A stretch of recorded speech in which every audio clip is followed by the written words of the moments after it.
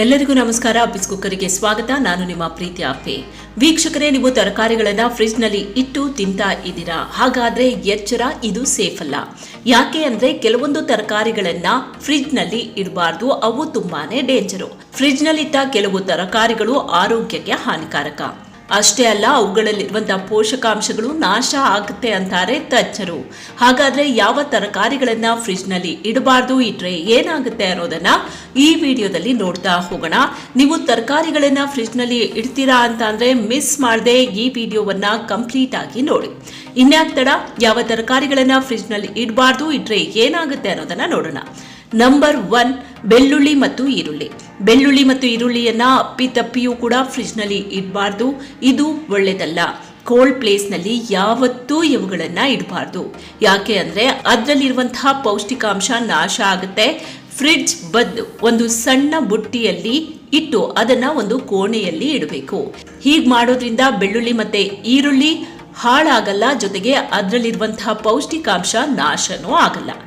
Second 1, tomato ಇಲ್ಲದೆ ಅಡುಗೆ ಆಗೋದೇ ಇಲ್ಲ. ಕೆಲವರಂತೂ ಕೆಜಿ ಗಟ್ಟಲೆ ಟೊಮೆಟೊ ತಂದು ಹಾಳಾಗಬಾರ್ದು ಅಂತ ಫ್ರಿಜ್ ನಲ್ಲಿ ಇಡ್ತಾರೆ. ಈ ತಪ್ಪು ಯಾವತ್ತೂ ಮಾಡೋದಕ್ಕೆ ಹೋಗಬೇಡಿ. ತಜ್ಞರ ಪ್ರಕಾರ ಫ್ರಿಜ್ ನಲ್ಲಿ ಟೊಮ್ಯಾಟೊ ಇಡಬಾರ್ದು. ಇದನ್ನ ಫ್ರಿಜ್ ನಲ್ಲಿ ಇಟ್ರೆ ರುಚಿ ಹಾಳಾಗುತ್ತೆ, ಪೋಷಕಾಂಶ ಕೂಡ ನಾಶ ಆಗುತ್ತೆ. ಜೊತೆಗೆ ಟೊಮ್ಯಾಟೊದಲ್ಲಿರುವಂತಹ ಉತ್ಕರ್ಷಣ ನಿರೋಧಕಗಳು ಕೂಡ ನಾಶ ಆಗುತ್ತೆ. ಟೊಮ್ಯಾಟೊವನ್ನ ಹೊರಗಡೆನೆ ಇಡಿ. ನೀಟಾಗಿಟ್ರೆ ಟೊಮ್ಯಾಟೊ ಹಾಳಾಗಲ್ಲ. ಒಂದು ವಾರ ತನಕನೂ ಕೂಡ ನೀವು ಹಾಗೆ ಇಡಬಹುದು. ನೆಕ್ಸ್ಟ್ 1, ಆಲೂಗೆಡ್ಡೆ. ಕೆಲವರು ಆಲೂಗೆಡ್ಡೆಯನ್ನ ಫ್ರಿಜ್ ನಲ್ಲೇ ಇಡ್ತಾರೆ. ಇದು ಸೇಫ್ ಅಲ್ಲ. ಆಲೂಗೆಡ್ಡೆಯನ್ನ ಫ್ರಿಜ್ ನಲ್ಲಿ ಇಟ್ರೆ ಅದು ಬೇಗನೆ ಮೊಳಕೆ ಹೊಡೆಯುತ್ತೆ. ಜೊತೆಗೆ ಅದರಲ್ಲಿರುವಂತಹ ಪಿಷ್ಟ ಸಕ್ಕರೆಯಾಗಿ ಬದಲಾಗುತ್ತೆ. ಇದು ತುಂಬಾನೇ ಡೇಂಜರು. ಇದು ಕೇವಲ ಸಕ್ಕರೆ ಕಾಯಿಲೆ ಇರೋರಿಗೆ ಮಾತ್ರವಲ್ಲ, ಎಲ್ಲರ ಆರೋಗ್ಯದ ಮೇಲೂ ಕೂಡ ಕೆಟ್ಟ ಪರಿಣಾಮ ಬೀರುತ್ತೆ. ಹೀಗಾಗಿ ಯಾವತ್ತೂ ಕೂಡ ಆಲೂಗೆಡ್ಡೆಯನ್ನ ಫ್ರಿಜ್ ನಲ್ಲಿ ಇಡುವಂತಹ ತಪ್ಪನ್ನ ಮಾಡೋದಕ್ಕೆ ಹೋಗಬೇಡಿ. ನಂಬರ್ 4, ಶುಂಠಿಯನ್ನ ಕೂಡ ಫ್ರಿಜ್ ನಲ್ಲಿ ಇಡಬಾರ್ದು. ಅದರಲ್ಲೂ ತಜ್ಞರ ಪ್ರಕಾರ ಚಳಿಗಾಲದಲ್ಲಂತೂ ಫ್ರಿಜ್ ನಲ್ಲಿ ಇಡಲೇಬಾರ್ದು. ಶುಂಠಿಯನ್ನ ಫ್ರಿಜ್ ನಲ್ಲಿ ಇಟ್ರೆ ಅದರ ಮೇಲೆ ಶಿಲೀಂಧ್ರ ಬೆಳೆಯೋ ಚಾನ್ಸಸ್ ಇರುತ್ತೆ. ಇದರಿಂದ ಬೇಗನೆ ಹಾಳಾಗಬಹುದು. ಇದನ್ನ ತಿಂದ್ರೆ ಮೂತ್ರಪಿಂಡ ಅಂದ್ರೆ ಕಿಡ್ನಿ ಹಾಗೂ ಯಕೃತ್ತಿನ ಮೇಲೆ ಕೆಟ್ಟ ಪರಿಣಾಮ ಬೀರೋ ಅಪಾಯ ಕೂಡ ಇರುತ್ತೆ. ಕೊನೆಯದಾಗಿ ಸೊಪ್ಪನ್ನ ಕೇವಲ 12 ಗಂಟೆಗಳ ತನಕ ಮಾತ್ರ ಫ್ರಿಜ್ ನಲ್ಲಿ ಇಡಬಹುದು ಅಂತ ತಜ್ಞರು ಶಿಫಾರಸು ಮಾಡ್ತಾರೆ.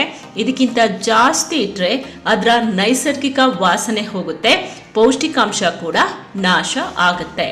ಅದೇ ರೀತಿಯಾಗಿ ಹೂಕೋಸ್, ಕ್ಯಾರೆಟ್ಗಳನ್ನು ಕೂಡ ಫ್ರಿಜ್ ನಲ್ಲಿ ಸಂಗ್ರಹಿಸಿ ಇಡಬಾರ್ದು. ಇಷ್ಟೇ ಅಲ್ಲ, ಆರೋಗ್ಯ ತಜ್ಞರು ಹೇಳೋ ಪ್ರಕಾರ ನೀವು ಫ್ರಿಜ್ ಅನ್ನ ಬಳಸ್ತೀರಾ ಅಂತಂದ್ರೆ ಕೆಲವೊಂದು ನಿಯಮಗಳನ್ನ ಪಾಲನೆ ಮಾಡಲೇಬೇಕು. ಅವು ಏನಪ್ಪಾ ಅಂದ್ರೆ, ಫ್ರಿಜ್ ನಲ್ಲಿಟ್ಟ ಆಹಾರಗಳನ್ನ ಆದಷ್ಟು ಬೇಗನೆ ಖಾಲಿ ಮಾಡಿ. ಅದೇ ರೀತಿಯಾಗಿ ಫ್ರಿಜ್ ನಲ್ಲಿ ಇಡೋದಕ್ಕೆ ಅಂತ ಬಾಕ್ಸ್ ಅಂದ್ರೆ ಡಬ್ಬಗಳನ್ನ ಬಳಸ್ತಿರಲ್ಲ, ಅದನ್ನ ಆದಷ್ಟು ಸ್ವಚ್ಛವಾಗಿಡಿ. ಇಲ್ಲ ಅಂದ್ರೆ ನಿಮ್ಮ ಹೆಲ್ತ್ಗೆ ಅಪಾಯ ಆಗುವುದು ಗ್ಯಾರಂಟಿ. ವೀಕ್ಷಕರೇ, ಆಲ್ಮೋಸ್ಟ್ ಈಗ ಎಲ್ಲರ ಮನೆಯಲ್ಲೂ ಕೂಡ ಫ್ರಿಜ್ ಇದ್ದೇ ಇರುತ್ತೆ. ಫ್ರಿಜ್ ಅನ್ನ ಎಲ್ಲರೂ ಕೂಡ ಯೂಸ್ ಮಾಡ್ತಾರೆ, ಫ್ರಿಜ್ ಅನ್ನ ಬಳಸ್ತಾರೆ. ಆದ್ರೆ ಎಷ್ಟೋ ಮಂದಿಗೆ ಇದನ್ನ ಹೇಗೆ ಬಳಸಬೇಕು, ಆಹಾರ ಪದಾರ್ಥಗಳನ್ನ ಹೇಗೆ ಇಡಬೇಕು ಅನ್ನೋದು ಗೊತ್ತಿಲ್ಲ. ಯಾವ ಆಹಾರ ಪದಾರ್ಥಗಳನ್ನ ಫ್ರಿಜ್ ನಲ್ಲಿ ಇಡಬೇಕು, ಯಾವುದನ್ನ ಇಡಬಾರ್ದು ಅನ್ನೋದು ಕೂಡ ಗೊತ್ತಿರಲ್ಲ. ಹೀಗಾಗಿ ಹುಷಾರಾಗಿರಿ. ನೋಡಿದ್ರಲ್ಲ ವೀಕ್ಷಕರೇ, ಯಾವ ತರಕಾರಿಗಳನ್ನ ಫ್ರಿಜ್ ನಲ್ಲಿ ಇಡಬಾರ್ದು, ಇಟ್ರೆ ಏನಾಗುತ್ತೆ ಅನ್ನೋದನ್ನ. ಈ ಕಡೆ ಗಮನ ಇರಲಿ, ಆರೋಗ್ಯದ ಕಡೆ ಹೆಚ್ಚು ಗಮನ ಕೊಡಿ ಅಷ್ಟೇ. ಯಾಕೆ ಅಂದ್ರೆ ಆರೋಗ್ಯವೇ ಭಾಗ್ಯ. ಆರೋಗ್ಯ ಚೆನ್ನಾಗಿದ್ರೆ ಯಾವ ಸಾಧನೆ ಬೇಕಾದ್ರೂ ಮಾಡಬಹುದು.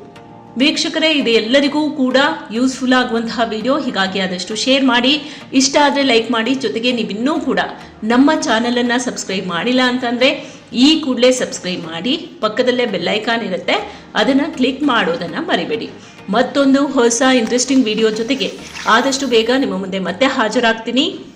ನಿಮ್ಮ ಸಪೋರ್ಟ್ ಇದೇ ರೀತಿಯಾಗಿರ್ಲಿ. ನಮಸ್ಕಾರ.